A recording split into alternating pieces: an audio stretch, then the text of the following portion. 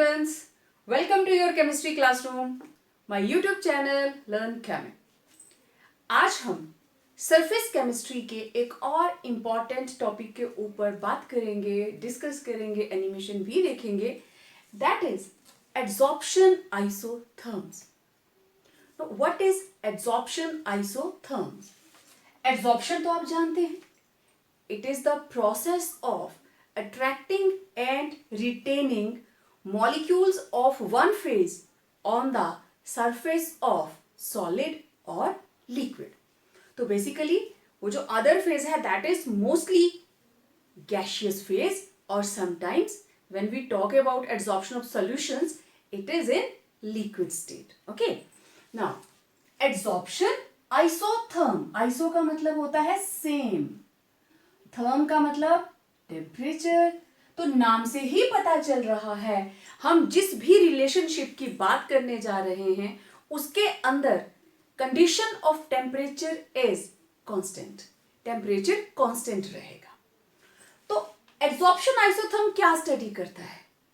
It studies the relationship of extent of adsorption. Extent of adsorption means हम इसको note करते हैं x by m। This is known as extent of adsorption। आगे हम chapter में ना जब इस वर्ड को यूज करेंगे, एक्सटेंट ऑफ एड्सॉर्प्शन ज्यादा है, एक्सटेंट ऑफ एड्सॉर्प्शन कम है, तो उसका मतलब क्या है? नो, वेयर x क्या है? It is amount of adsorbate, और यहां पे ये अमाउंट किस उसमें होगा? मास। ठीक है, अमाउंट ऑफ एड्सॉर्बेट। और m, दिस इज अमाउंट और मास ऑफ, मैं डायरेक्ट इसको मास ही लिख देती हूं, मास ऑफ एड्सॉर्बेंट। राइट, तो दोनों से बनता है extent of adsorption.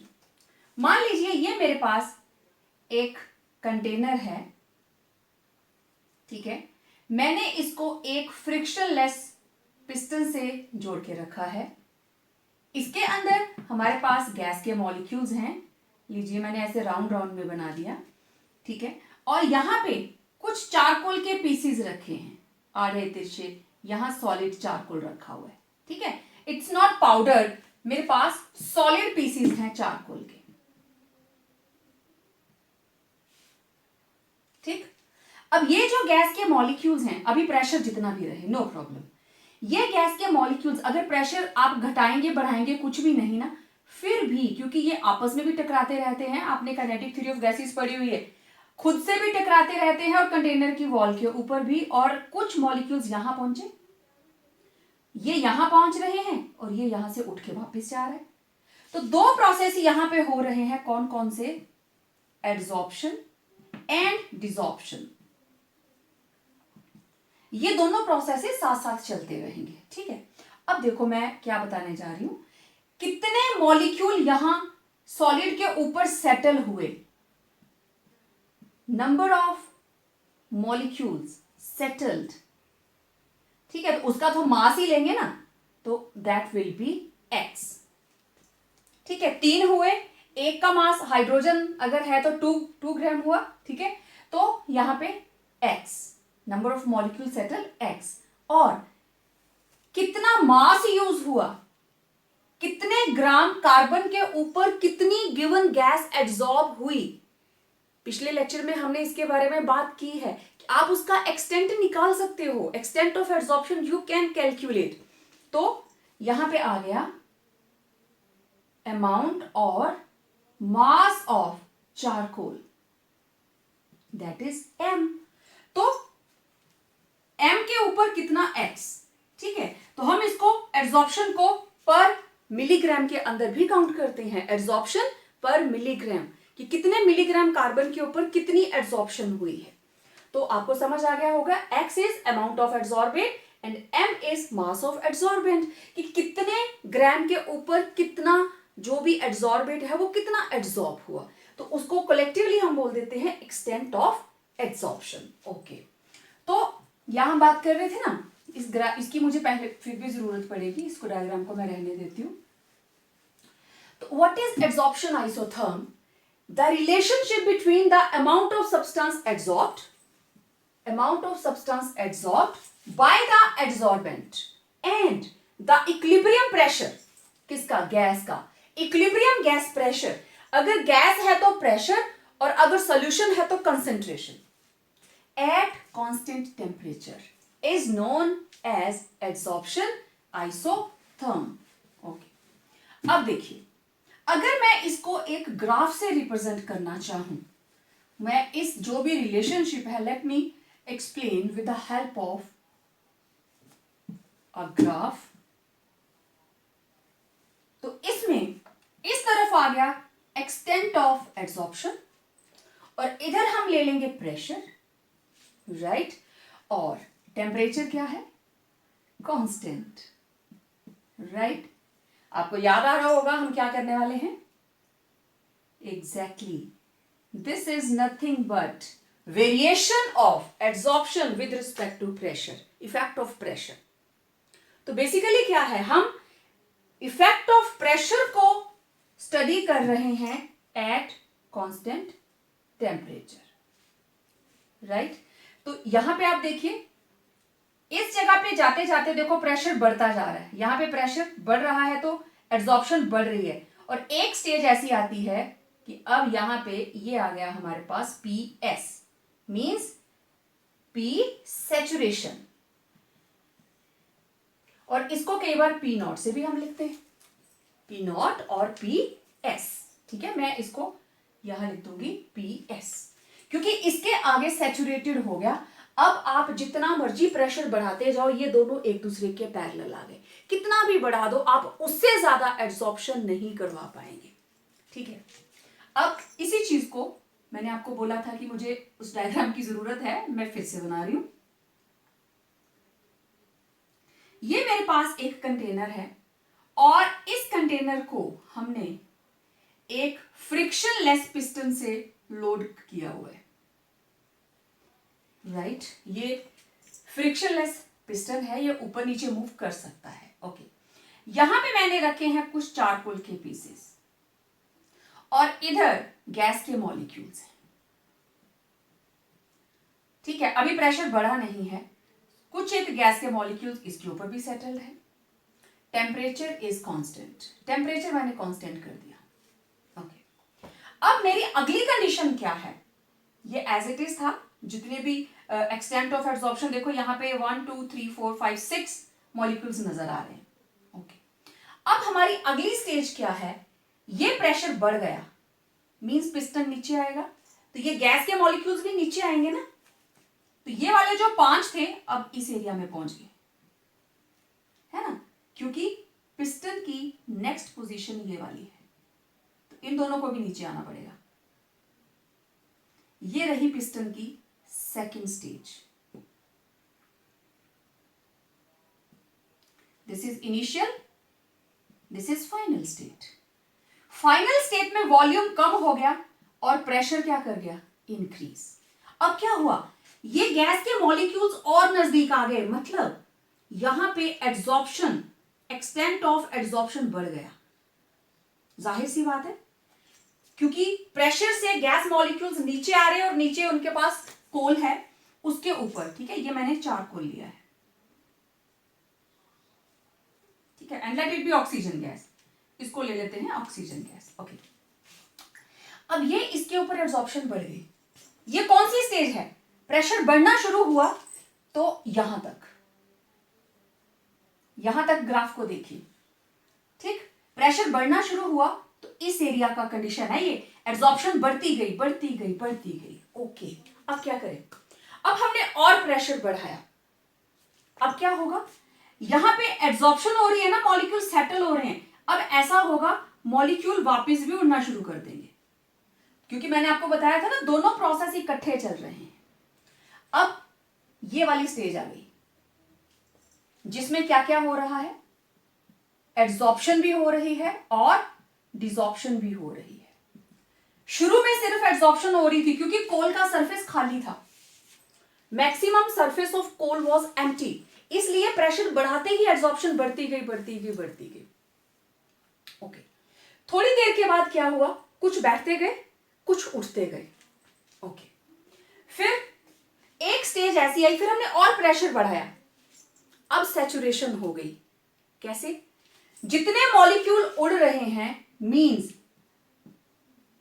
Rate of adsorption किसके बराबर आ गया? Rate of desorption. दोनों बराबर आ गए कि 4 मॉलिक्यूल बैठ रहे हैं तो 4 मॉलिक्यूल उड़ रहे हैं। और आपको पता है जब फॉरवर्ड और बैकवर्ड रिएक्शन का रेट बराबर हो जाता है तो इक्विलिब्रियम आ जाता है। Here comes the equilibrium. अब ये लाइन जो हमारे पास एक्स एक्सिस है उसके पैरेलल हो गई। अब आप प्रेशर जितना मर्जी बढ़ा दो, एक्सटेंट ऑफ एड्सॉर्प्शन के ऊपर कोई भी असर नहीं पड़ेगा। ठीक है, आप लोग क्लास में जाते हो, ठीक है, अभी क्लास नहीं लगी है, प्रेयर हो गई, उसके बाद आप क्लास में जाते हो, सारे के सारे डेस्क खाली पड़े होते हैं, तो एकदम से the process of occupying your places, extent of adsorption बढ़ जाता है। बढ़ गया, सारी जगह खाली थी ना, तो जैसे ही अब इसमें प्रेशर कहां पे है? टीचर के आने का डर कि टीचर आने वाला है, अभी हमारी क्लास लगने वाली है, टीचर आने वाला है। ठीक, तो वो प्रेशर हो गया। जैसे ही टाइम बीतता जाता है प्रेशर बढ़ता है, जल्दी जल्दी से आके आप लोग सेटल हो जाते हो। तो शुरू में प्रेशर बढ़ रहा है तो रेट ऑफ एड्सॉर्प्शन इंक्रीज हो रहा है, आप लोग अपनी जगह भरते जा रहे हो, सिर्फ एड्सॉर्प्शन ही हो रही है। ओके, अब डिपेंड करता है टीचर कौन सा आने वाला है। ठीक है, फिर क्या हुआ, कुछ बच्चे बैठे क्योंकि अभी टीचर पहुंचा ही नहीं, प्रेशर तो बढ़ रहा है कि टाइम बीत रहा है, टीचर आने वाला है, लेकिन कईयों को आदत होती है पानी पी आते हैं, टॉयलेट जा आते हैं, है ना, क्लास में बैठ के देखा अभी टीचर तो दिखाई नहीं दे रहा, चलो घूम के आते हैं, पानी पी आते हैं। ओके, अब कुछ एक बच्चे उठ के जाने लग पड़े, तो वो ये वाली स्टेज आई। अब सीधा इंक्रीज नहीं कर रहा है, थोड़ा सा डिक्रीज हो गया, यहां पे एक्सटेंट थोड़ा कम हो गया। ओके, फिर जब टीचर आके क्लास में बैठ गया, मतलब इस तरह का सेटलमेंट हो गया, अब वो सैचुरेशन आ गई, टीचर क्लास में आ गया, प्रॉपर हो गया। अब अगर तो टीचर थोड़ा सा स्ट्रिक्ट है कि जो बाहर है वो बाहर ही रहेंगे, अब नहीं मैं आने दूंगा अंदर, अब सैचुरेशन आ गई, अब प्रेशर जितना मर्जी बढ़ता जाए, एक्सटेंट ऑफ एड्सॉर्प्शन जो है वो कांस्टेंट हो गई। I just try to correlate this situation कि शुरू में सरफेस खाली है, आप लोग बैठे, एड्सॉर्प्शन हो गई, फिर कुछ लोग बच्चे उठ के बाहर जा रहे हैं, अंदर आ रहे हैं, तो बीच वाली स्टेज आ गई। ठीक, और जिस वक्त सैचुरेशन आ जाती है, अब टीचर ने पढ़ाना शुरू कर दिया, मीन सैचुरेशन आ गई, अब जो रूम में है बच्चे वही के वही रहेंगे, और एक्सटेंट ऑफ एड्सॉर्प्शन क्या हो गया? इस एक्सिस के पैरेलल। तो ये है एड्सॉर्प्शन आइसोथर्म। तो आपने देख लिया प्रेशर बढ़ाने पर किस तरीके से होता है। यही अगर हम उल्टा करें ना बेटा, ये इनिशियल लें और ये फाइनल स्टेट लें, इसको यहां से यहां लेके जाएं, मींस ये हमारे पास इनिशियल और ये हमारे पास फाइनल। ग्राफ को उल्टा लेके आओ, अब प्रेशर कम हो गया, प्रेशर कम होगा तो रेट ऑफ एड्सॉर्प्शन घटता जाएगा, क्योंकि प्रेशर रिलीज हो गया, और चाहे वो केमिकल एड्सॉर्प्शन हो चाहे फिजिकल एड्सॉर्प्शन हो, फर्स्ट स्टेप उसमें फिजिकल एड्सॉर्प्शन ही होता है। पहले वो वेंडरवाल फोर्स ऑफ अट्रैक्शन से अट्रैक्ट होंगे, they will settle, and after that there will be chemical reaction, जो भी प्रोसीजर आगे होगा। ठीक है, तो ये था एड्सॉर्प्शन आइसोथर्म। तो basically it's a graph between extent of adsorption versus variation of pressure at constant temperature, right? अगर पेपर में आता है what is adsorption isotherm, तो सिर्फ आप ये लिखेंगे, ये ग्राफ बनाएंगे, ऐसा लिख के where x by m is extent of adsorption, p is pressure, p naught is saturation pressure. ठीक है, ओके। अब इन एड्सॉर्प्शन आइसोथर्म्स के ऊपर बहुत सारे साइंटिस्ट ने काम किया है, लैंडमेयर ने किया है, फ्रेंडलिक ने किया है, और हमारे सिलेबस के अंदर है फ्रेंडलिक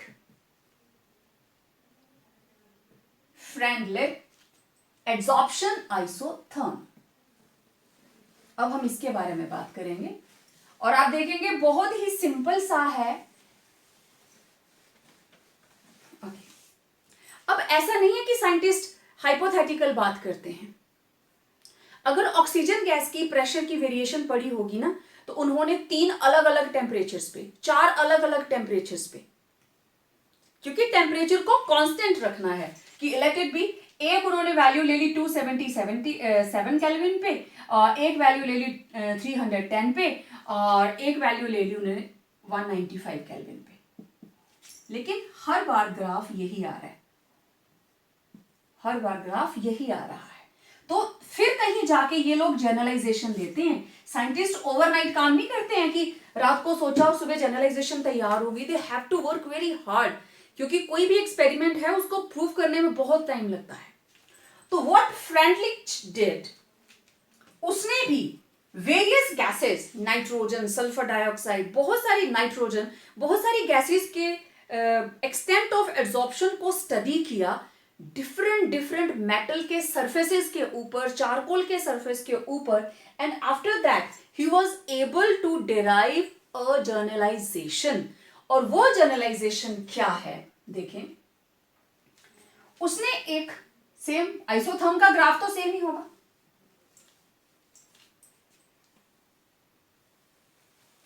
आइसोथर्म के ग्राफ में चेंज नहीं आएगा, वो सेम ही रहेगा। ये पैरेलल हो गया इसके।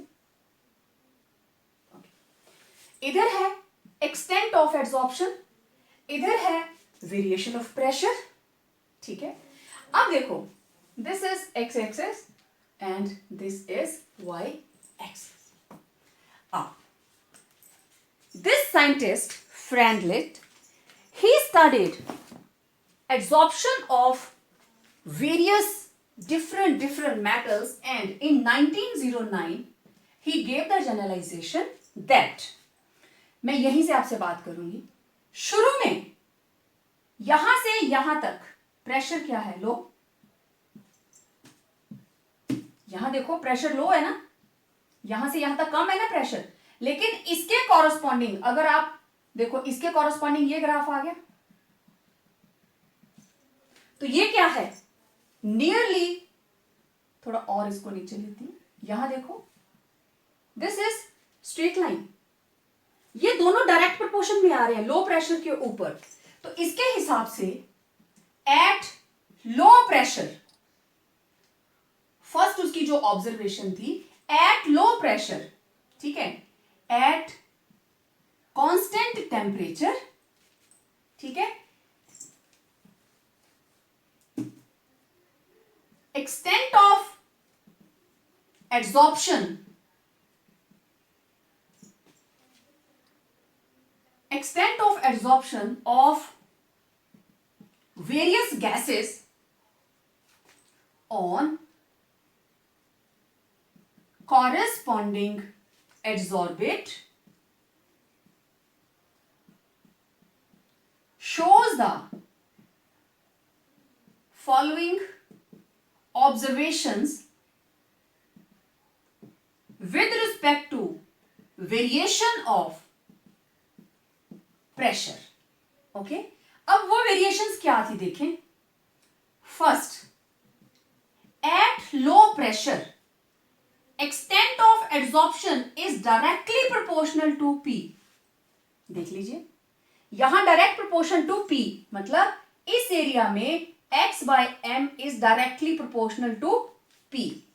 तो अगर मैं प्रोपोर्शनलिटी का साइन हटा दूं, I will get kp, where k is constant of proportionality, okay, और x by m equal to kp, ठीक है, डन। तो यहां तक ग्राफ कुछ और आया, और इसके आगे देखो, हाई प्रेशर के ऊपर क्या है, यहां पे प्रेशर क्या है, अब हाई है ना, इसके ऊपर प्रेशर क्या आ रहा है, इस प्रेशर को आप क्या लिखेंगे, पी नॉट और पी सैचुरेशन, यही लिखते हो ना। तो second observation, at high pressure x by m, it is directly proportional to P0। Saturation हो गया ना, it is directly proportional to P zero. Okay, तो x by m equal to K P zero. We know that anything raise to power zero equal to 1. तो x by m क्या आ गया भाई? Constant. देख लो, आ गया ना यहां पे. x by m directly proportional to p naught और x by m equal to K P naught और x by m equal to k. x by m equal to k means constant. अब देख लो, ये लाइन इसके parallel हो गई, constant हो गई. ओके, अब मेरे पास जो तीसरी ऑब्जर्वेशन है वो कौन सी है? ये वाली. At intermediate pressure. Intermediate pressure के अंदर क्या है? Extent of adsorption it is directly proportional to P raise to power 1 by n. और ये जो इसकी पावर है ना, अच्छा यहां पे n क्या होना चाहिए? n is whole number. n is whole number. और जो इसकी पावर है 1 by n has value between 0 to 0.1 means 1 by n has fractional value. It will be having fractional value. Right. तो अगर मैं अब इसका प्रोपोर्शनलिटी का साइन हटा दूं तो I will get x by m equal to K P raise to power 1 by n. अब हमारे पास यहां पे ओके, हाँ दिखाई दे रहा है सबको.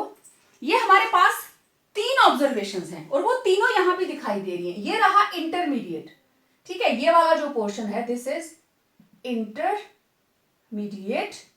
प्रेशर. और इसके अंदर क्या आया भाई? x by m equal to K P 1 upon n. और यहां क्या था? x by m directly proportion to. तो जो चीजें मैंने यहां लिखी है वो सारी की सारी देखो ग्राफ में भी शो हो रही हैं.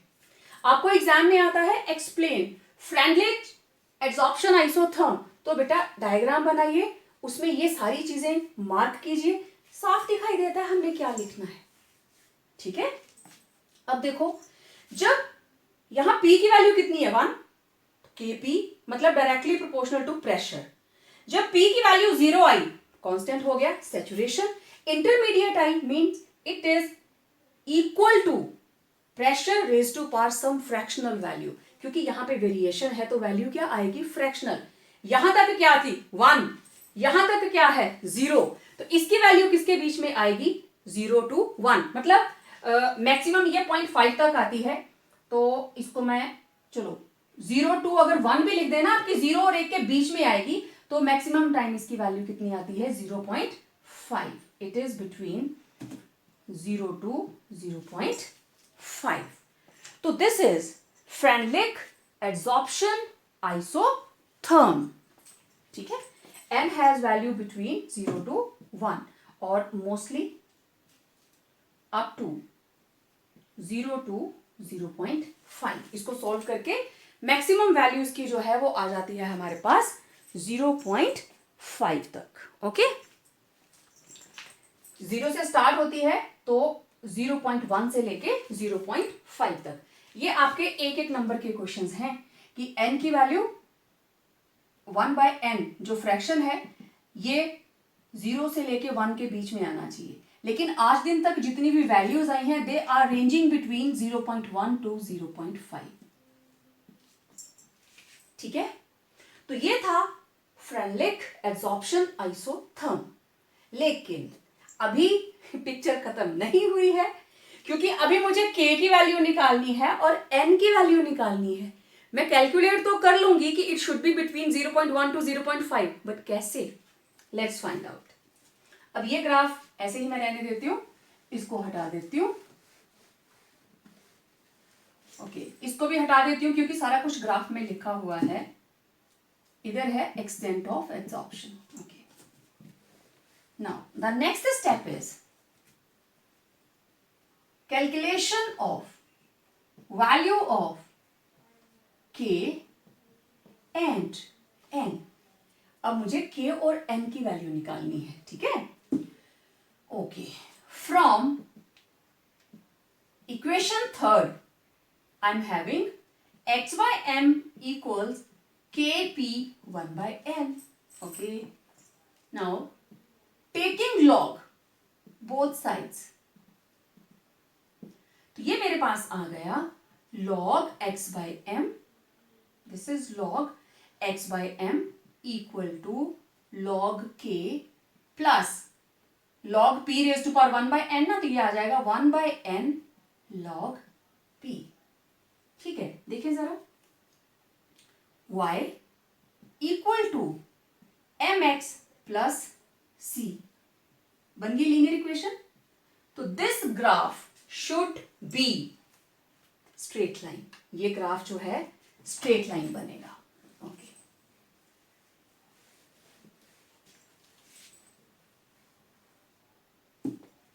तो चलिए मैं यहां बना देती हूं ग्राफ. ये ग्राफ क्लियर हो चुका है ना सबको? इसको हटा देती हूं, अभी इसका कोई काम नहीं है. यहां पे जरूरत पड़ेगी तो मैं फिर से बना लेती हूं. अब मेरे पास जो ग्राफ आएगा, y क्या है? log x by m. This is y axis, x axis. Okay. x क्या है? log p. This is slope, this is x. तो यहां पे आ गया log p. ओके. अब c क्या होता है? इंटरसेप्ट. और कोई भी ऐसा graph which is having intercept, it never starts from origin. तो ये इतनी जगह से ऊपर उठेगा. ये गया graph. This is called intercept. और ये किसके बराबर है?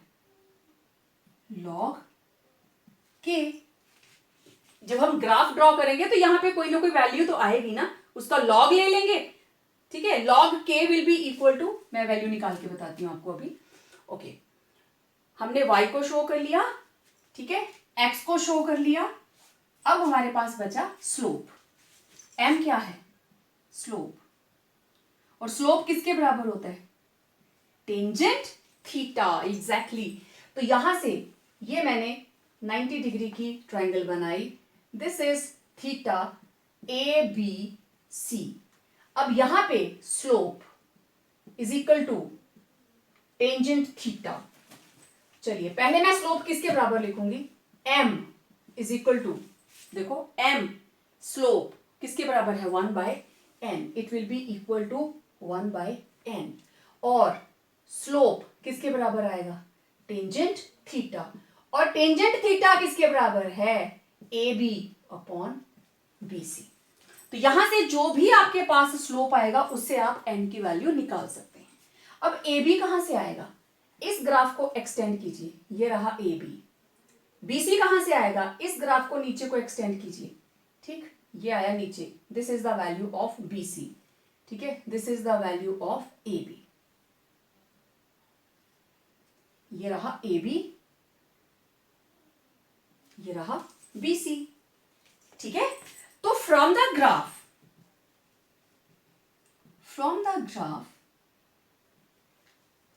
log k is equal to intercept. अब मान लो यहां पे जो भी वैल्यू आएगी, लेट इट बी, कोई भी वैल्यू हम ले लें x.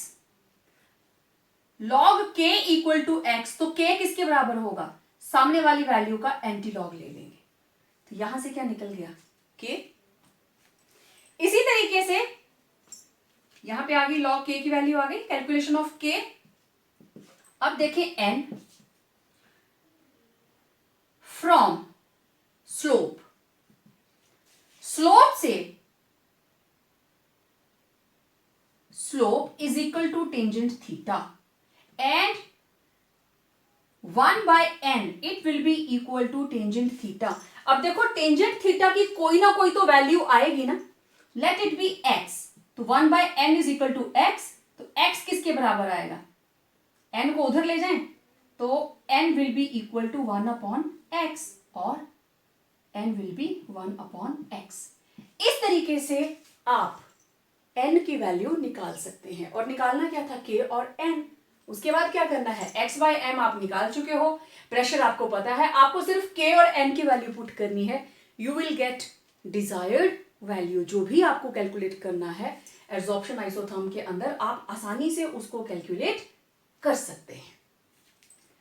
तो आई थिंक सबको क्लियर हो गया होगा हमने कैसे किया है। जो हमारे पास इंटरमीडिएट प्रेशर था, क्योंकि शुरू में 1 लास्ट में 0, दिक्कत ही नहीं है। प्रॉब्लम कहां आ रही थी, इंटरमीडिएट वैल्यू के लिए। तो उसके लिए हमारा जो हमारी वैल्यू आई थी फ्रेंडलिक एब्जॉर्प्शन आइसोथर्म के अंदर, that was x by m equal to kp 1 by n। Log ले लिया, उसको लीनियर इक्वेशन बना के हमने उसका ग्राफ ड्रॉ कर दिया। इंटरसेप्ट किसके बराबर आ गया हमारे पास, लॉग k, और जो टेंजेंट थीटा है, ठीक है, that will be equal to slope, and slope क्या है 1 बाय n। जो भी स्लोप की वैल्यू आएगी that will be put equal to 1 by n, क्योंकि टेंजेंट थीटा कितना हो सकता है यहाँ पे, either it may be tangent 45, ये वैल्यू डिवाइडेड बाय ये वैल्यू, ठीक है ना। तो इस तरीके से आप इनकी कैलकुलेशन करके एड्सॉर्प्शन आइसोथर्म को सॉल्व कर सकते हैं। ओके, अब वन थिंग मोर, जब हम सॉल्यूशंस की बात करते हैं, सेम ग्राफ, हर चीज सेम रहेगी। अब जरा हम थोड़ी सी बात करते हैं adsorption of solutions, adsorption of solutions. Okay, देखिए एक सिंपल सा मैं आपको तरीका बताती हूं। अगर एक बीकर लें आप, आपने बीकर के अंदर डाला पानी, ठीक है, और उसमें डाल दिया ब्लू लिटमस सॉल्यूशन, ठीक, तो ये हो जाएगा ब्लू, ठीक। फिर आपने क्या किया, ऊपर से चारकोल डाला, चारकोल, अब इसके पूरे के अंदर चारकोल मिक्स हो गया। पहले ये ब्लू लिटमस डालते ही कौन सा कलर हो गया, ब्लू। अब ऊपर से चारकोल डाला, चारकोल डाल के जैसे उसको घुमाएंगे ना, आपने पिछली एनिमेशन में देखा था, हमने कोई भी ऑर्गेनिक डाई ली, चारकोल डाला, जब उसको फिल्टर किया तो सारे का सारा कलर चारकोल के ऊपर था और फिल्ट्रेट बिल्कुल कलरलेस था। इस केस में आप बड़ी आसानी से देख पाएंगे, इसी के अंदर ही वो उसको सोख लेगा, सोल्यूशन जो है वो बिल्कुल क्लियर हो जाएगा। टीवी में ना एक ऐड आती है पॉन्ड्स के फेस वॉश की, एक्टिवेटेड चारकोल, एक्टिव चारकोल के साथ ऐड आती है। उसमें वो दिखाते हैं कि एक बीकर के अंदर थोड़ी थोड़ी गंदगी है और एक चारकोल का पीस डाला तो वो सारी की सारी इंप्योरिटीज को अपनी तरफ अट्रैक्ट कर लेता है। ऐसा ही होता है जो चारकोल है। कुछ एक मार्केट में प्रोडक्ट ऐसे हैं जो स्किन केयर के लिए यूज करते हैं, उसमें चारकोल यूज करते हैं। बहुत से प्रोडक्ट्स के अंदर चारकोल यूज किया जाता है। It is a very active and good adsorbent, ठीक है। तो ये डस्ट को खींच लेता है। तो ब्लू लिटमस जो है वो चारकोल के ऊपर लग गया, एड्सॉर्प्शन हो गई। ओके, एक और एग्जांपल देखते हैं। हमने एक बीकर लिया और उसके अंदर, बीकर के अंदर हमने डाला एसिटिक एसिड, ठीक है, we used acetic acid. Okay, अब हमने थोड़ा सा उसमें पानी भी डाला, प्योर एसिटिक एसिड नहीं डाला, हमने वाटर भी यूज किया है, ठीक है, और डाल दिया थोड़ा सा चारकोल। व्हाट विल हैपन, ये जो एसिड है ना, कुछ amount, some amount of acid it will be absorbed by the charcoal. जब आप इसको फिल्टर कर लेंगे, और अब देखो वाटर के अंदर आपके पास प्योर है कि आपने लेट इट बी 1 नॉर्मल या 1 मोलर सोल्यूशन लिया था एसिटिक एसिड का, फिर आपने उसमें डाला चारकोल, एब्जॉर्प्शन हो गई। अब उसकी मोलैरिटी 1 मोलर नहीं होगी, 1 मोलर से कम आ जाएगी। कैसे पता लगाएंगे, वॉल्यूमेट्री के साथ। आप इसकी टाइट्रेशन करके एक्सटेंट पता कर सकते हैं, किसी भी स्टैंडर्ड सोल्यूशन के साथ उसको टाइट्रेट करेंगे, वी कैन फाइंड कि कितना इसमें एसिड था और कितना उसमें से एब्जॉर्ब हो गया है। तो इस तरीके से जब हम सोल्यूशन की जो हमारे पास जैसे कोई भी लिक्विड और सॉलिड की अगर हम बात करें तो जितने भी हमारे पास सॉल्यूशंस रहते हैं उन सॉल्यूशंस को सेम इसी तरीके से आप शो कर सकते हो, ठीक है। और जैसे एनिमल चारकोल हम यूज करते हैं शुगर को क्लीन करने के लिए, है ना। एनिमल चारकोल पता है क्या होता है? ये तो सिंपल चारकोल की हम बात कर रहे हैं, ब्लैक लकड़ी से जो कोयला बनता है। एनिमल चारकोल मीन्स जितने भी एनिमल्स हैं, एनिमल्स उसमें आप ह्यूमन बींग्स को भी इंक्लूड कर सकते हैं, उनकी जो बोन्स हैं उनको क्रश किया जाता है, पाउडर बना दिया जाता है, डिस्ट्रक्टिव डिस्टिलेशन किया जाता है कि उसके अंदर अब कोई भी इंप्योरिटी ना रहे, and that is used in the manufacturing of sugar. Many sugar industries they use it, क्योंकि शुगर और जैगरी या जिसको आप शक्कर बोल देते हो या आप गुड़ बोल देते हो, ठीक है, सॉलिड फॉर्म में वो गुड़ रहता है, तो उसको उसका कलर आपने देखा है ना, ऑरेंज ब्राउन जैसा होता है। तो चीनी भी तो उसी से बनती है, तो चीनी वाइट कैसे हो जाती है? कई बार हमारे घरों में चीनी आती है, हल्का हल्का येलोइशनेस होती है उसमें, ठीक है। तो कुछ एक इंडस्ट्रीज, कुछ एक जो शुगर मिल्स हैं ओल्ड पैटर्न के ऊपर चलते हैं, they make use of animal charcoal because animal charcoal has a quality of adsorption, क्योंकि शुगर के अंदर जिसकी वजह से कलर येलो आ रहा है वो उस डाई को अपने ऊपर एड्सॉर्ब कर लेता है। मीन्स एक पूरी लेयर रहती है इतनी मोटी, शुगर का सोल्यूशन उसमें से पास कर जाता है और जो चारकोल हमने जो एनिमल चारकोल लिया है, जो येलो कलर है वो उसी के ऊपर रह जाता है और जो कलरलेस फिल्ट्रेट है वो आगे निकल जाता है। तो इस तरीके से अब जब हम बात करेंगे सॉल्यूशंस के बारे में, तो मेरे पास जैसे सिंपल था x by M, log x by M equal to log k plus 1 by N log of p। सिर्फ प्रेशर की जगह पे क्या आ जाएगा? log c। बाकी सारा कुछ सेम, नथिंग विल चेंज, क्योंकि यहां पे हमें प्रेशर नहीं लेना है, क्या लेना पड़ेगा? कंसंट्रेशन। तो सॉल्यूशंस की एब्जॉर्प्शन भी सेम एज गैसियस फेज ही हम निकालते हैं। The only difference line there is, जब हम गैसियस फेज की बात करते हैं वी कंसिडर log p।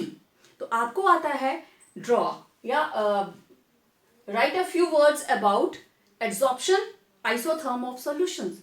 तो यहां पे p की जगह पे क्या आ जाएगा? Concentration c।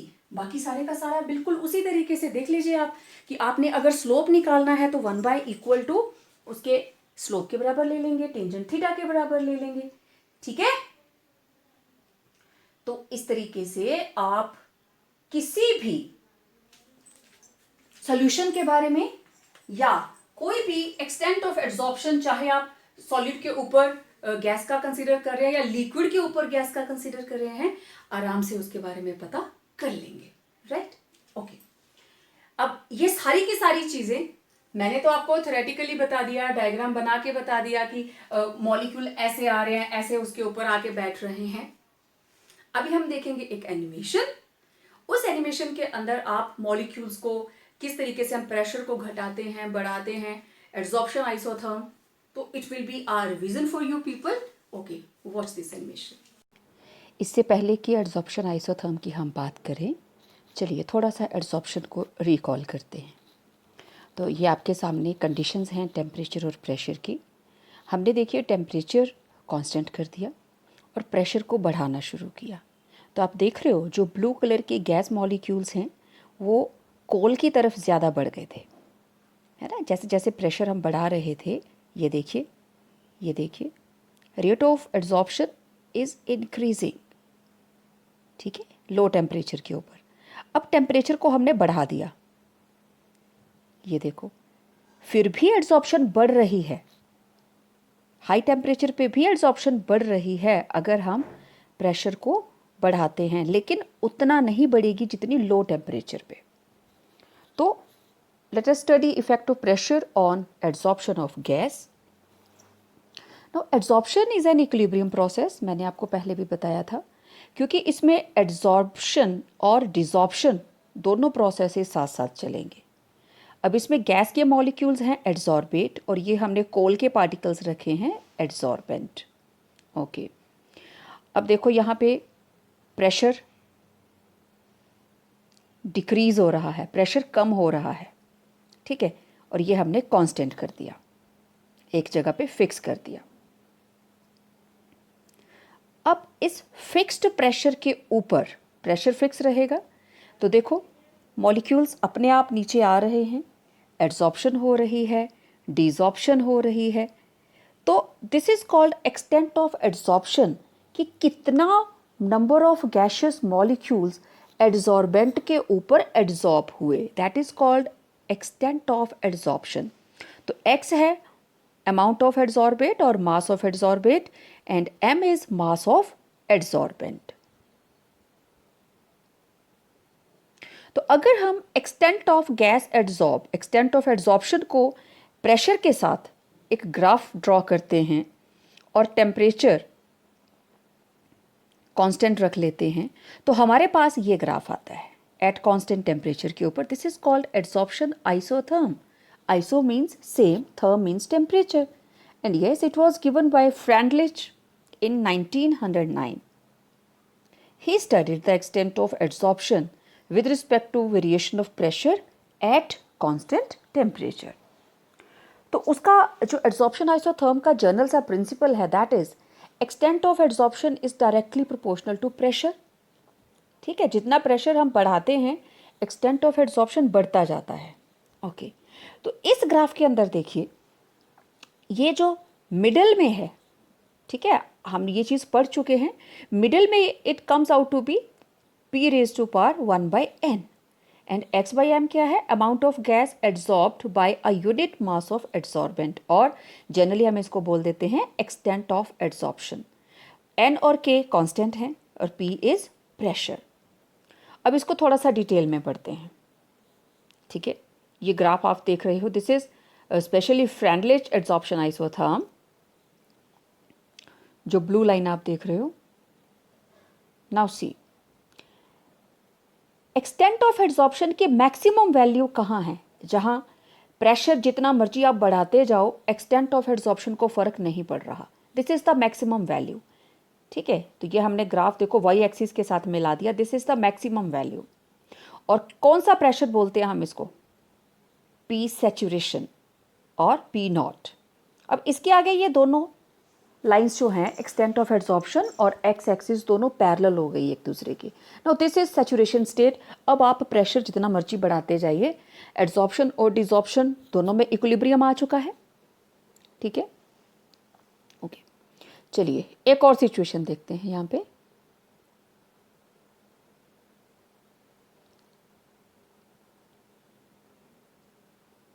अगर इस ग्राफ को मैं 3 पार्ट्स में डिवाइड करूं तो जो शुरू वाली डॉटेड लाइन है यहाँ पे प्रेशर कम है, तो आप देखो ये ग्राफ नियरली स्ट्रेट है, राइट, एंड स्लोपिंग। और इतने एरिया में जो एड्सॉर्प्शन है, एड्सॉर्प्शन का जो एक्सटेंट है that is directly proportional to pressure. जैसे जैसे प्रेशर बढ़ रहा है वैसे वैसे उसका एक्सटेंट बढ़ रहा है, तो it is directly proportional to P और पी रेज टू पावर 1। अब जरा कर्व बी देखिए, high value of P, B point के ऊपर देखिए हाई वैल्यू ऑफ पी, और यहां पे सैचुरेशन आ जाती है, तो x by M is directly proportional to P not, P raise to power 0, क्योंकि अब इसके आगे प्रेशर का कोई असर नहीं हो रहा है, वो एक्सटेंट जो है वो कांस्टेंट हो गया। अब ये जो कर्व है A B, O A low pressure, B onward high pressure और इंटरमीडिएट, तो इसकी वैल्यू आ जाती है P raise to power 0 to 1, और इसको हम लिखते हैं फ्रैक्शन में 1/n लिख के। और आपको पता है ये वैल्यू जो है n की 1/n फ्रैक्शन आती है 0 to 0.5, और नॉर्मली इसकी वैल्यू 0.1 से लेके 0.5 तक रहती है, तो n is a positive integer. ठीक है, प्रोपोर्शनलिटी को हटाया तो कांस्टेंट k लग गया, और ये दोनों ही constant nature of adsorbate and adsorbent पे डिपेंड करते हैं। ठीक है, तो ये चीज़ें हम अपने लेक्चर में कर चुके हैं that value of n lies between 0 and 1 और जो प्रोबेबल रेंज है इस फ्रैक्शन की दैट इज 0.1 टू 0.5। तो x mass of gas adsorb रहता है, m मास ऑफ एड्सॉर्बेंट। तो देखिए x by M equal to k p raise to power 1 by n, 1 by n equal to 0, तो x by M कितना आ गया p 0, 1 by n equal to 1 तो क्या आ जाएगा के पी। बिल्कुल बिगनिंग में k is equal to constant तो डायरेक्टली प्रोपोर्शनल टू p। ये लो टेम्परेचर की कंडीशन आ गई।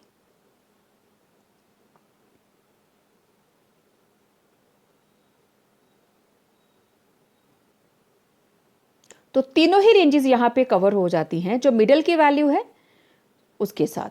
ओके, अब देखिए ये हमारे पास एक ही गैस की तीन सिचुएशंस हैं, 195 टेम्परेचर, 244 एंड 273। तो आप देखो एक्सटेंट ऑफ एड्सॉर्प्शन डिक्रीज कर रहा है विद इंक्रीज इन टेम्परेचर।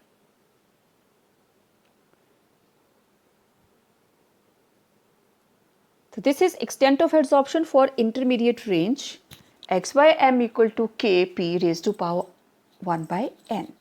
इसका log ले लीजिए तो log x by m equal to log k 1 by n log p।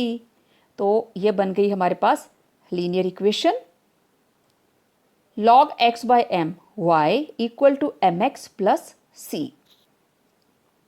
m रहता है स्लोप, ठीक है, तो log x by M Y, log p हमारे पास x और ये ग्राफ इस तरीके से स्ट्रेट लाइन आएगा। और आपको पता है जिसमें इंटरसेप्ट होता है वो स्ट्रेट लाइन तो होगी बट ओरिजिन से स्टार्ट नहीं होती, ठीक है। तो यहाँ पे अगर ये वाली लाइन स्ट्रेट आती है it means friendly adsorption isotherm जो है वो सही है, वो इसको फॉलो कर रहा है। और देखो यहाँ रेड लाइन ब्लिंक कर रही है ना, this is log k known as intercept और 1 बाई n निकालना है दैट इज स्लोप। तो इसका इस लाइन का हम क्या लेंगे टेंजेंट। अब adsorption in solutions and adsorption in gases. Solution में लिक्विड होगा और देखो गैसेस में गैसियस फेज और सॉलिड है, ठीक, दोनों चीजें आपको दिखाई दे रही हैं।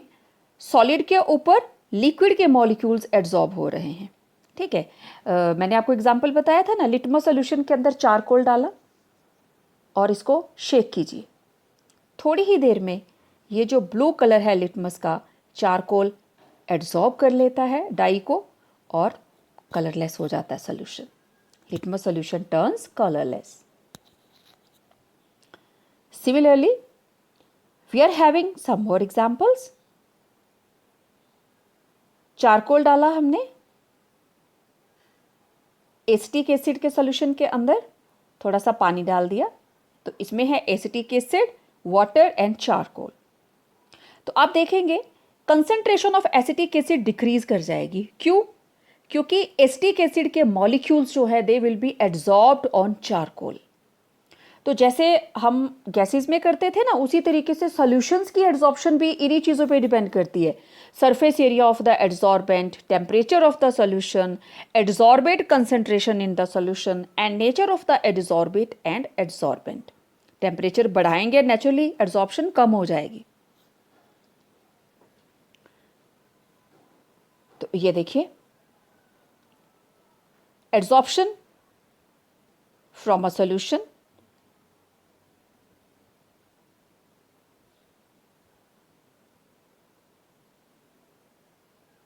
The temperature of the solution, temperature का क्या फर्क पड़ता है। अभी देखिए एड्सॉर्प्शन प्रॉपर चली हुई है, ये टेम्परेचर बढ़ा दिया तो आप देखेंगे ये जो ब्लू कलर के मॉलिक्यूल्स हैं ये कम हो गए, डिसऑर्प्शन बढ़ गई। तो सेम सिचुएशंस है जो आप दूसरों में स्टडी करते हो। सरफेस एरिया क्वाइट नेचुरल, जितना चारकोल का सरफेस एरिया ज़्यादा है उतने ही जो उसके मॉलिक्यूल्स हैं सॉल्वेंट के वो उसके साथ अट्रैक्ट हो रहे हैं, ठीक है। पोरस एंड नॉन पोरस, जितना पोरस होगा उसकी एक्टिवेशन उतनी ज़्यादा होगी, नॉन पोरस सरफेस एरिया कम होगा। तो आप देखो लेफ्ट वाले में एड्सॉर्प्शन ज़्यादा है और राइट वाले में एड्सॉर्प्शन कम हो रही है, ठीक है। नाउ कंसंट्रेशन ऑफ एड्सॉर्बेट, अगर एड्सॉर्बेट कम है तो नेचुरली एड्सॉर्प्शन कम होगी। अगर हमने एड्सॉर्बेट ज़्यादा लिया है तो एड्जॉर्प्शन ज़्यादा होगी। तो adsorption increases with rise in concentration. अब सॉल्यूशंस में कंसेंट्रेशन है ना, और गैसेस में प्रेशर, दोनों एक जैसा काम करते हैं। The nature of the adsorbent and adsorbent दोनों की नेचर पे भी डिपेंड करता है। ठीक है, दोनों के बीच में किस तरह की फोर्स ऑफ अट्रैक्शन हो सकती है उस पर डिपेंड करता है। अब सेम जैसे हमने उधर प्रेशर लिया था, इधर हम लेंगे concentration. And Freundlich adsorption isotherm will be same for gases and adsorption for solutions. तो इसको सेम इक्वेशन हमारे पास रहेगी, x by M equal to K, p की जगह आ गया c raise to power 1 by n। ठीक है, तो x बाई एम क्या होगा, amount of solute adsorbed by unit mass of adsorbent, and c is equilibrium concentration. वहां हम क्या लेते थे, equilibrium pressure. And if we take log of this, we will get same equation log x by m plus log k plus 1 by n log c। तो वहाँ क्या आता था, log p। Again we are getting rearranged equation of y equal to mx plus c। It's a linear equation।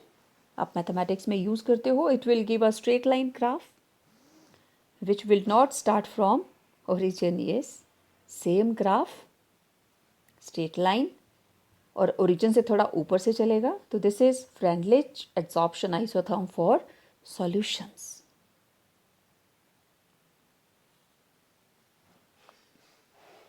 तो ये देखिए हमारे पास solutions, जैसे उसमें हमने प्रेशर की बात की थी ना, तो अगर हम अलग अलग कंसंट्रेशंस लेते हैं, कंसंट्रेशन हमने 5 तरह के एक्सपेरिमेंट्स लिए, कंसंट्रेशन 1, 2, 3, 4 एंड 5। चारकोल हमने 1 ग्राम ही रखा। तो concentration of acetic acid, concentration 1, concentration 2, 3, 4, 5। तो एक्सटेंट ऑफ एड्जॉर्प्शन भी क्या आया, पहले में x1 एड्जॉर्ब हुआ, दूसरे में 2 हुआ, तीसरे में 3, ऐसे ही अप टू x5। ठीक है, फिर हम इसको फिल्टर करेंगे। तो चारकोल तो रह जाएगा फिल्टर पेपर के ऊपर, और जो हमारे पास फिल्ट्रेट आएगा, अब इसकी टाइट्रेशन करेंगे तो हमें पता चल जाता है कि इसके अंदर एसिटिक एसिड की नॉर्मेलिटी या मोलैरिटी, जो भी कंसंट्रेशन आपने ली होगी, वो कितनी है। तो आप देखेंगे कंसंट्रेशन डिक्रीज होती जाएगी। ठीक है, जैसे जैसे आप सॉल्यूशन के अंदर चारकोल यूज़ कर रहे हैं, तो कंसंट्रेशन चेंज करने पर उसकी एसिटिक एसिड की जो कंसंट्रेशन है वो डिक्रीज कर जाएगी। तो सेम चीज़ हमारे पास आ जाती है, log x by m log k equal to 1 by n log c। Well, after adsorption isotherm, let us discuss one more term, and that is adsorption isobars. Iso means same, bar means pressure। ठीक है, तो I know you are getting an idea now. So, what is adsorption isobar? ये रहा मेरे पास graph. अब मुझे pressure रखना है कांस्टेंट, तो P कांस्टेंट। ठीक है, इधर क्या रहेगा, एक्सटेंट ऑफ एड्सॉर्प्शन, और इधर अब वेरिएशन हम स्टडी करेंगे विद रिस्पेक्ट टू टेम्परेचर। तो एक्चुअली जब हमने किया adsorption isotherm, that was effect of pressure. Adsorption isobar, this is effect of temperature, because we are studying variation with respect to temperature, तो it is effect of temperature, और हम इसको study करते हैं एज एड्सॉर्प्शन आइसोबार। तो क्या है ये एड्सॉर्प्शन आइसोबार? ये एक ग्राफ है। ठीक है, 2 तरह के ग्राफ्स बनेंगे with respect to temperature, extent of adsorption. तो एक ग्राफ बनता है ऐसे, और एक ग्राफ बनता है ऐसे। लेट मी चेक, विजिबल है, राइट। अब आप लोगों ने effect of temperature physical adsorption और केमिकल एड्सॉर्प्शन दोनों में किया था। ठीक है, अब अगर मैं इसको छुपा लूं ये पोर्शन, तो देखो दोनों ग्राफ एक जैसे हैं। लेकिन फिजिकल और chemical, this graph is for physical absorption and this is for chemical absorption, right? This is for chemical absorption. Physical absorption के अंदर जैसे जैसे टेम्परेचर बढ़ता है एक्सटेंट ऑफ एब्जॉर्प्शन कम होता जाता है, और केमिकल एब्जॉर्प्शन के अंदर पहले वो इंक्रीज करता है because rising temperature provides activation energy for the formation of chemical bonds. अब आप अच्छे से जानते हैं कि केमिकल एब्जॉर्प्शन के लिए there is formation of covalent और आयोनिक बॉन्ड, तो उसके लिए एक्टिवेशन चाहिए. लेकिन जब एक पीक तक टेम्परेचर पहुंच गया, यहां तक एक्टिवेशन मिलती जा रही है, ओके, अब बॉन्ड्स बन गए, प्रोडक्ट वहां पे बन गया, बॉन्ड्स बन गए, ओके. लेकिन अब उससे आगे टेम्परेचर बढ़ाएंगे ना, तो जो बॉन्ड बना है it will gain energy, bond के अंदर वाइब्रेशंस आएंगे और it will start breaking, desorption start हो जाएगी. तो फिर extent of absorption high temperature के ऊपर घटता जाएगा. ठीक है, तो फिर अगर मुझे इसकी डेफिनेशन देनी हो तो क्या है? This is what graph, the graph between,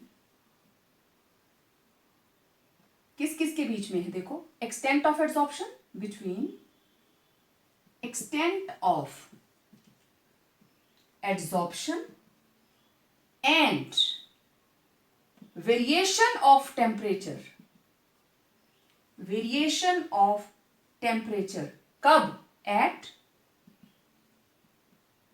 constant pressure is known as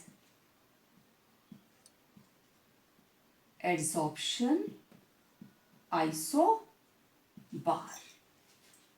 ठीक है, अब एब्जॉर्प्शन आइसोबार से हमें यह दिखाई दे रहा है कि जैसे टेम्परेचर बढ़ता है फिजिकल एब्जॉर्प्शन सीधा डिक्रीज करनी स्टार्ट कर देती है, और केमिकल एब्जॉर्प्शन पहले बढ़ती है देन इट स्टार्ट्स डिक्रीजिंग. तो अगर मैं बात करूं, एक सिंपल अगर हम बात करें, हमें पता है absorption enthalpy, enthalpy of absorption. देखिए, इधर हमारे पास है गैस प्लस हमारे पास है एड्सॉर्बेंट, और इधर क्या हो गया? गैस एड्सॉर्ब्ड ऑन एड्सॉर्बेंट, यही है. और इस रिएक्शन के लिए डेल्टा एच क्या है? नेगेटिव. थोड़ा दूर चला गया, मैं यहां लिख देती हूं, डेल्टा एच है नेगेटिव, बिकॉज चाहे वो फिजिकल एब्जॉर्प्शन हो चाहे वो केमिकल एब्जॉर्प्शन हो, there is formation of bond, either it is weak van der Waals और इट इज स्ट्रॉन्ग आयोनिक और कोवेलेंट. फिजिकल एब्जॉर्प्शन के अंदर शुरू में जब टेम्परेचर लो है, लो टेम्परेचर के ऊपर एब्जॉर्प्शन बहुत ज्यादा है, जैसे जैसे टेम्परेचर बढ़ेगा ये डिक्रीज करेगी. लेकिन केमिजॉर्प्शन के अंदर क्या है? जब टेम्परेचर लो है तो एक्सटेंट ऑफ एब्जॉर्प्शन कम है. क्यों? क्योंकि केमिकल बॉन्ड बनाने के लिए एक्टिवेशन चाहिए, अभी केमिकल बॉन्डिंग नहीं हुई है. तो जैसे जैसे टेम्परेचर बढ़ेगा एक्सटेंट ऑफ एब्जॉर्प्शन बढ़नी शुरू होगी, और उसके बाद में हाई टेम्परेचर के ऊपर इट स्टार्ट्स डिक्रीजिंग. यहां इंक्रीज कर रही है, इट विल स्टार्ट डिक्रीजिंग. तो these are the particular graphs which are used to study the effect of temperature at constant pressure on extent of absorption. Okay, अब देखिए, ये प्रोसेस होता है रिवर्सिबल. मैं ये चीजें पहले बता चुकी हूं आप लोगों को. ये प्रोसेस है रिवर्सिबल. ओके, अगर हम प्रेशर को रखना है हमने कांस्टेंट, प्रेशर कांस्टेंट हो गया. अगर हम यहां पे इंक्रीज इन टेम्परेचर, हम टेम्परेचर को इंक्रीज करते हैं, increase in temperature shifts the equilibrium towards endothermic direction according to Le Chatelier principle. अगर आप इसको टेम्परेचर को इंक्रीज करते हो तो इस एक्स्ट्रा इंक्रीज किए गए टेम्परेचर को कंज्यूम कौन करेगा? एंडोथर्मिक डायरेक्शन जो रिएक्शन होगी. तो increase in temperature shifts the equilibrium towards endothermic direction. अब आगे जाते हुए ये एक्सो है, वापसी पे क्या है? एंडो. तो देखो, gas adsorbed on adsorbent reverse होगी तो गैस और एड्सॉर्बेंट दोनों अलग अलग हो जाएंगे. आगे जाते हुए एड्सॉर्प्शन, पीछे आते हुए डिसॉर्प्शन. तो जैसे टेम्परेचर बढ़ेगा एड्सॉर्प्शन डिक्रीज करेगी. क्लियर? तो these were adsorption isobars. Okay, हम काफी डिटेल में इसको बात कर चुके हैं।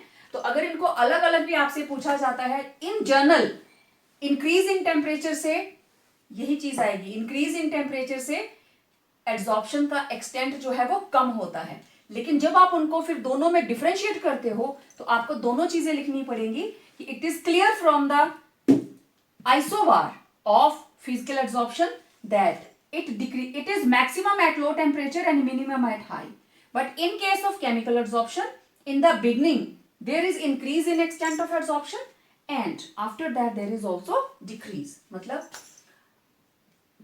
एक आपने जर्नल बता दिया ऐसे करके, इन जर्नल तो यहां पे है गैस है एड्सॉर्बेट प्लस मेरे पास है कोई भी सॉलिड एड्सॉर्बेंट और यहां पे क्या हो रही है adsorption of gas on solid. और आगे जाते हुए रिएक्शन है एक्सो, वापिस आते हुए रिएक्शन है एंडो। मींस आगे जाते डेल्टा एच है नेगेटिव और वापिस आते हुए डेल्टा एच है पॉजिटिव। ओके, अब देखिए increase in temperature shifts equilibrium towards endothermic direction. मैं फॉरवर्ड बैकवर्ड नहीं बोल रही हूं, एंडोथर्मिक डायरेक्शन। तो दैट इज डिसॉर्प्शन इंक्रीजेस। वापिस आते हुए क्या है, डिसॉर्प्शन इंक्रीजेस और extent of adsorption decreases at high temperature। आप इस तरीके से इसको लिखेंगे जब आप एड्सॉर्प्शन आइसोबार के बारे में बात करेंगे। ठीक है, फिर adsorption isobar for physical adsorption और इधर adsorption isobar for chemical adsorption. ठीक है, तो ये क्या कर रहा है, it shows that extent of adsorption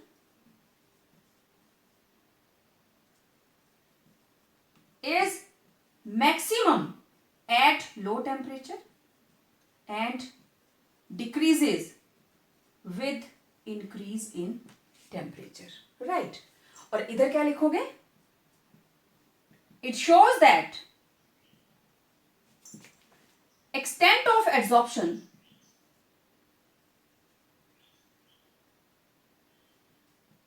increases with increase in temperature in beginning, as rise in temperature provides e-activation to the gas molecules for chemical bonding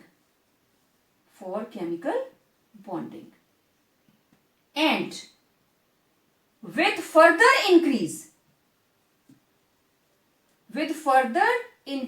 in temperature, extent of adsorption decreases। Yes, visible है सबको, मैं साथ साथ बोल भी रही हूं तो आप सुन भी रहे होंगे। तो बच्चे, जब आपको पेपर में अगर तो सिर्फ एक नंबर का क्वेश्चन आता है व्हाट आर एड्सॉर्प्शन आइसोबार्स, आप लिख दीजिए। अगर आपको आता है इफेक्ट ऑफ टेम्परेचर, आप उसको भी तो आइसोबार से ही एक्सप्लेन करेंगे। तो effect of temperature on adsorption, तो उसमें आपको फिजिकल एड्सॉर्प्शन का भी बताना पड़ेगा और केमिकल एड्सॉर्प्शन का भी बताना पड़ेगा। और ये आपके पास एक जर्नल टर्म है। Enthalpy of adsorption is always negative because there is always formation of bond, either it is weak van der Waals और it is strong chemical bond like covalent और आयोनिक। तो 1 मार्क क्वेश्चन के अंदर कभी भी enthalpy of adsorption को positive नहीं लिखना है, it is always negative, right. और जिस वक्त हम डेल्टा जी की बात करते हैं तो स्पॉन्टेनियस होने के लिए delta G should be delta G should be negative. और देखिए delta G equal to delta H minus T delta S, right.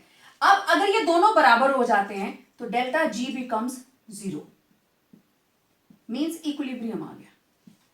और ये इक्विलिब्रियम किस में आता है? एड्सॉर्प्शन में। जितने मॉलिक्यूल बैठ रहे हैं उतने ही उठकर जा रहे होंगे, that is state of equilibrium, और वो एड्सॉर्प्शन में आती है। ठीक है, ओके। आपने आइसोथर्म पढ़ लिया, आइसोबार पढ़ लिया, और अब एक और टर्म दैट इज आइसोस्टीयर। आइसोस्टीयर,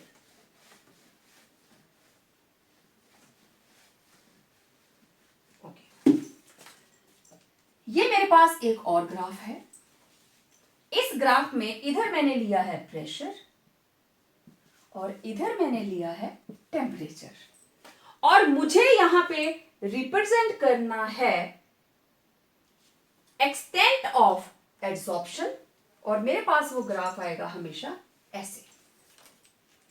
ठीक है, तो there is representation of, graphical representation of variation of temperature and pressure. और मैं अगर इसकी डेफिनेशन लिखना चाहूं तो it is the graph showing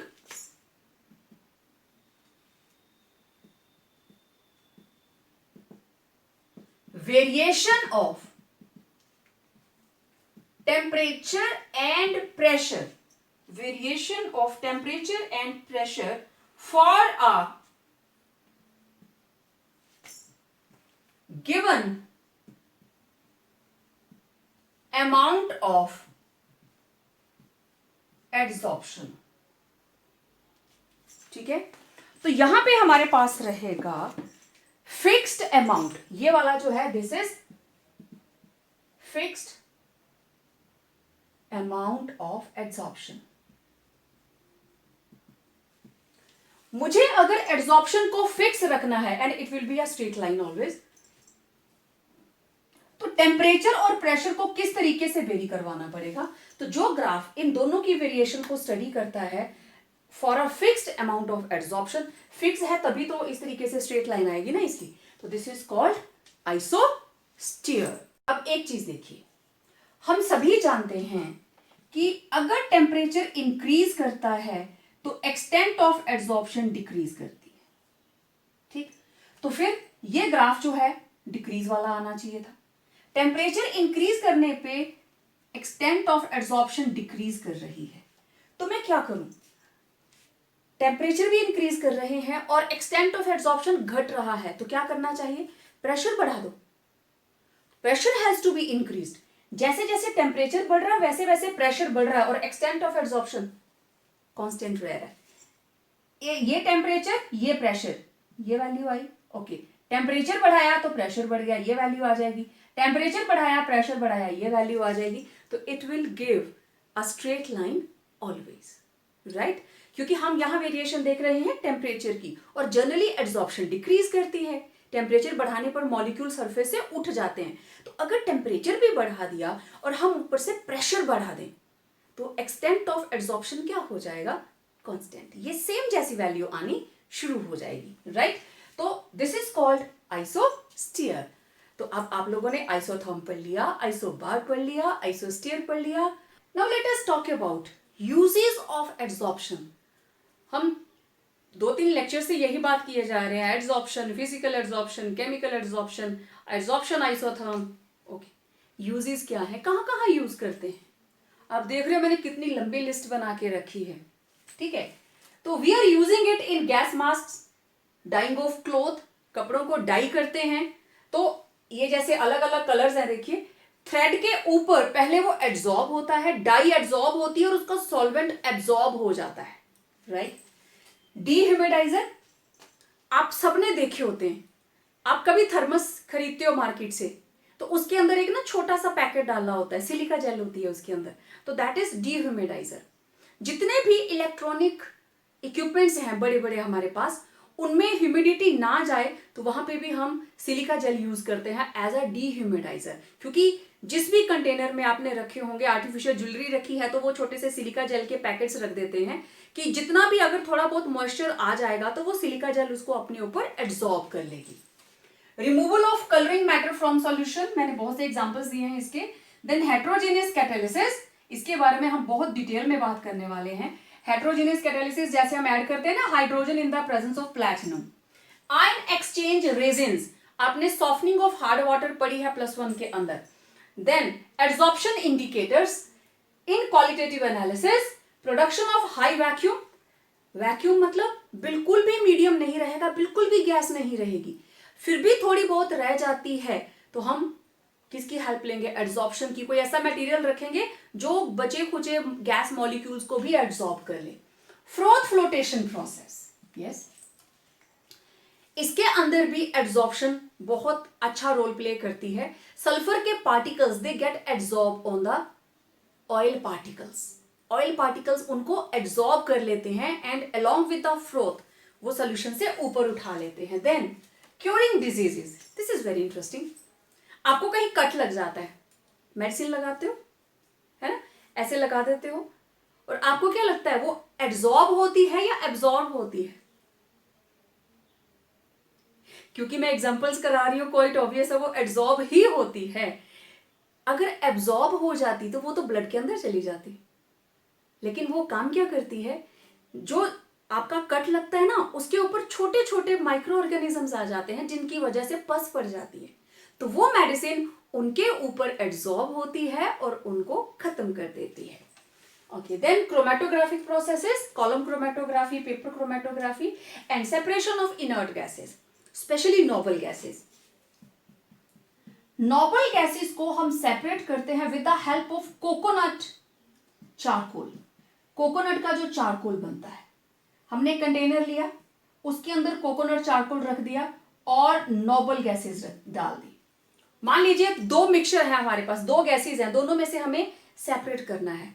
अब आपको पता है एड्सॉर्प्शन ईज ऑफ लिक्विफिकेशन पे भी डिपेंड करती है, तो हर नोबल गैस का ईज ऑफ लिक्विफिकेशन अलग होगी, तो उस बेस पे हम गैसेस, नोबल गैसेस के मिक्सचर में से इसको अलग कर सकते हैं।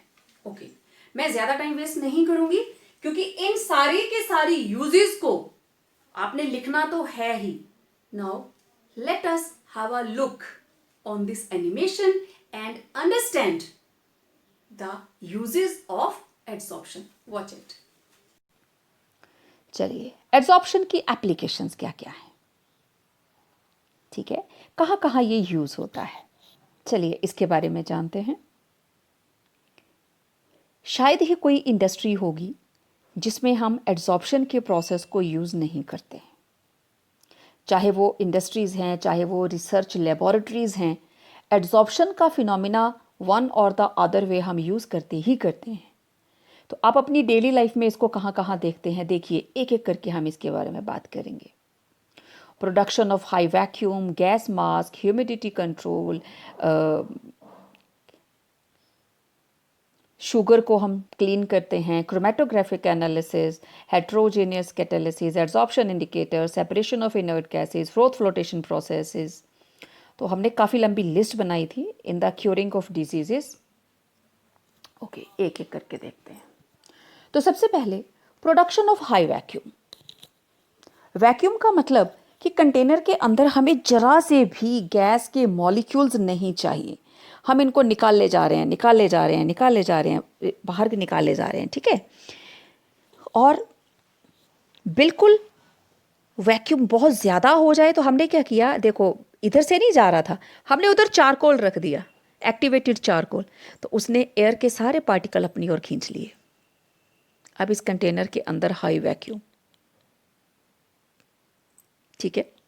ये देखिए गैस मास्क, ये गैस मास्क का आपके सामने मॉडल रखा हुआ है। इसको हाईली पोल्यूटेड सिटीज़ के अंदर लोग यूज़ करते हैं। इस गैस मास्क के अंदर there is a layer of activated charcoal, इस तरीके से एक्टिवेटेड चारकोल इसमें भरा हुआ है, ठीक है, डस्ट फिल्टर जिसको बोलते हैं। तो देखो बाहर से कितनी तरह की गैसेस आ रही हैं। ब्लू वाली गैस है ऑक्सीजन, तो जितनी भी पोल्यूशन है ग्रीन और रेड वो चारकोल ने अपने ऊपर ले लिए, और देखो एयर जो है क्लीन होके आगे चली जा रही है। अब ह्यूमिडिटी कंट्रोल, जितने भी हमारे अच्छे अच्छे ऑफिसेज हैं जहाँ पे हमने कंप्यूटर्स के साथ काम करना है, तो वहाँ पे मॉइस्चर नहीं रहना चाहिए, वो इक्विपमेंट ख़राब हो जाते हैं। तो ऐसे ऑफिसेज के अंदर, ऐसी लेबोरेटरीज़ के अंदर या तो सिलिका जेल रख देते हैं या एल्यूमिनियम जेल, ठीक है, जगह जगह पे। म्यूज़िकल इंस्ट्रूमेंट्स हैं, उनको मॉइस्चर लग जाए वो भी ख़राब हो जाते हैं, तो उनके लिए भी हम इनको यूज़ करते हैं, सिलिका जेल और एल्यूमिनियम जेल को। जैसे उधर उसने वो कर लिया था ना, देखो लेबोरेटरीज़ के अंदर, लाइब्रेरी के अंदर, म्यूज़ियम के अंदर जो भी चीज़ ह्यूमिडिटी ख़राब कर सकती है वहाँ हम इसको यूज़ करते हैं, सिलिका जेल को। Okay, clarification of sugar, sugar को प्योर कैसे करते हैं। तो ये देखिए लेफ्ट में इम्प्योर शुगर सोल्यूशन है येलो कलर का, ये रही चारकोल की लेयर, और जैसे ही आप इसको फिल्टर करेंगे येलो कलर रह जाएगा चारकोल के ऊपर and you will get clear sugar solution. और मैंने आपको बताया था शुगर इंडस्ट्री के अंदर एनिमल चारकोल यूज़ करते हैं। ओके, क्रोमेटोग्राफिक एनालिसिस, ये एक मिक्सचर था जिसमें हमने 3 एलिमेंट मिक्स किए हैं। तो जैसे ही इसको एल्यूमिना के अंदर हमने डाला कॉलम क्रोमेटोग्राफी के अंदर, तो वाटर के साथ इसको हम आगे मूव ऑन करेंगे, तो आप देखिए ये 3 लेयर्स में डिवाइड हो गया। ये वाइट येलो वाला एलिमेंट अलग हो गया। अब अगले कंपोनेंट का कलर है ब्लू, अब उसको अलग कर लिया, ऊपर से हम पानी डालते जा रहे हैं, इसकी एल्यूशन करते जा रहे हैं। और अब बचा रेड, एक और बीकर लेंगे और उसमें हम रेड वाले को निकाल लेंगे। तो ये एक्चुअली एल्यूमिना जो कॉलम क्रोमेटोग्राफी में हम यूज़ कर रहे हैं, ये उसके ऊपर एड्जॉर्ब हो जाता है। तो जैसे जैसे पानी आगे चलता है ये भी मूव करते जाते हैं। Okay, heterogeneous catalysis, solid metal और मेटल के ऊपर कोई भी गैस आके सेटल हो जाएगी to carry out the chemical reaction.